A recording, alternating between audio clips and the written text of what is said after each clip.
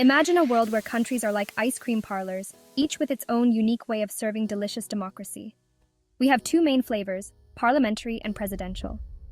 In a parliamentary system, the people elect representatives to a parliament, like a big group of decision-makers. Think of it as choosing your classmates to make rules for the class. These representatives then choose a leader, usually called the Prime Minister, from among themselves. Meanwhile, in a presidential system, citizens directly vote for their leader, the president. It's like the whole school voting for the student body president. The president then picks their own team to help run things. Both systems aim for a government that represents the people's will, but they go about it in different ways. Let's dive deeper into these differences. At the heart of both parliamentary and presidential systems lies the principle of popular sovereignty. This fancy term simply means that the power ultimately resides in the hands of the people. In a parliamentary system, this power is exercised indirectly. Citizens elect their representatives, who then form the government and make decisions on their behalf. The government is accountable to the parliament, and if it loses the parliament's confidence, it can be removed from power. In a presidential system, the people's power is more direct. They directly elect the president, who is the head of both the state and the government. The president has a fixed term of office and is not directly accountable to the legislature, the law-making body. A key difference between the two systems lies in the concept of responsible government. In a parliamentary system, the government is responsible to the parliament. This means that the government must maintain the support of the majority of parliamentarians to stay in power. If the parliament is unhappy with the government's performance, it can pass a vote of no confidence, forcing the government to resign. This accountability ensures that the government remains responsive to the needs and wishes of the people, as expressed through their elected representatives. The Prime Minister and their cabinet, the top decision-making body, are drawn from the parliament, creating a close link between the legislative and executive branches. In contrast, a presidential system has a separation of powers between the executive and legislative branches. The president is not accountable to the legislature in the same way as a prime minister. While the legislature can impeach and remove a president for serious wrongdoing, it cannot remove them simply for being unpopular or ineffective. The rules for membership in the government also differ between the two systems. In a parliamentary system, members of the cabinet are typically drawn from the elected members of parliament. This means that they are already accountable to the people and have a mandate to govern. The Prime Minister has the flexibility to appoint and dismiss ministers based on their performance and the needs of the government.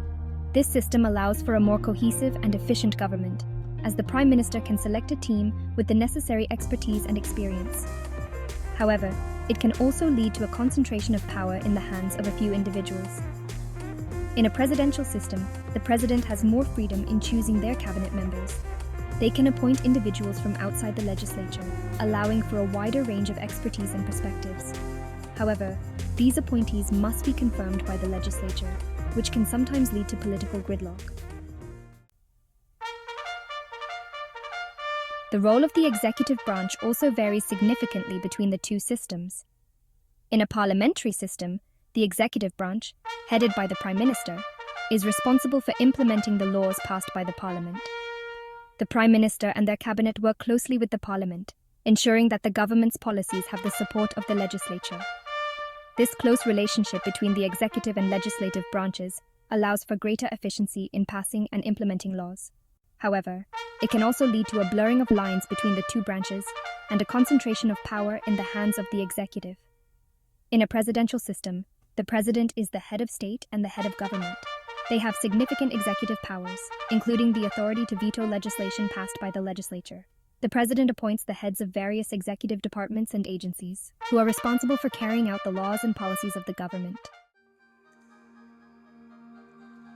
Steady or shaky? Government stability. Government stability is another key difference between parliamentary and presidential systems. Parliamentary systems are often characterized by greater flexibility and adaptability.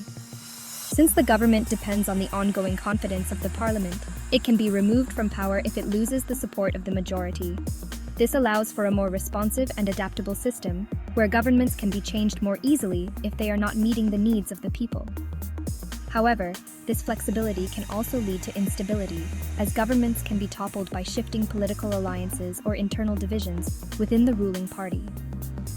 This can lead to frequent changes in government, which can sometimes hinder long-term planning and policy implementation. Presidential systems, on the other hand, tend to be more stable, as the president has a fixed term of office and is not subject to removal by the legislature, except in cases of impeachment. This stability can be beneficial for long-term planning and policy continuity. However, it can also make it difficult to remove an unpopular or ineffective president from office before the end of their term. Brains of the operation government expertise. The level of expertise within the government can vary depending on the system in place. Parliamentary systems often have an advantage in this area, as cabinet members are typically drawn from elected members of parliament. These individuals often have significant experience in government and policy making, having served in various parliamentary committees and shadow cabinets. This experience and expertise can be valuable in developing and implementing effective policies. However, it can also lead to a lack of fresh perspectives and a tendency to maintain the status quo. Presidential systems, with their ability to appoint cabinet members from outside the legislature, have the potential to bring in experts from various fields. This can bring fresh ideas and innovative solutions to government. However, these appointees may lack experience in the political arena, which can sometimes lead to challenges in navigating the complexities of government. Too much power? Risks of despotism. One concern that arises in any system of government is the potential for abuse of power. In parliamentary systems, the concentration of power in the hands of the Prime Minister and their cabinet can raise concerns about the potential for tyranny of the majority. However, the principle of responsible government and the presence of a strong opposition party help to mitigate this risk.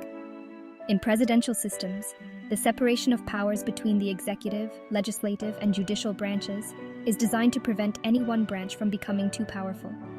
However, a charismatic and ambitious president can still find ways to expand their power, especially if they enjoy the support of a compliant legislature. India's choice. Why parliamentary? After gaining independence in 1947, India faced the task of choosing a system of government. The framers opted for a parliamentary system, inspired by the Westminster model. This decision was influenced by historical experience and familiarity with the system. Critics argued for a presidential system for its clear separation of powers.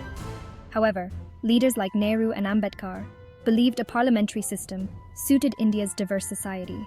They argued it was better for consensus building and handling diversity. The Swaran Singh Committee in 1976 reaffirmed the suitability of the parliamentary system.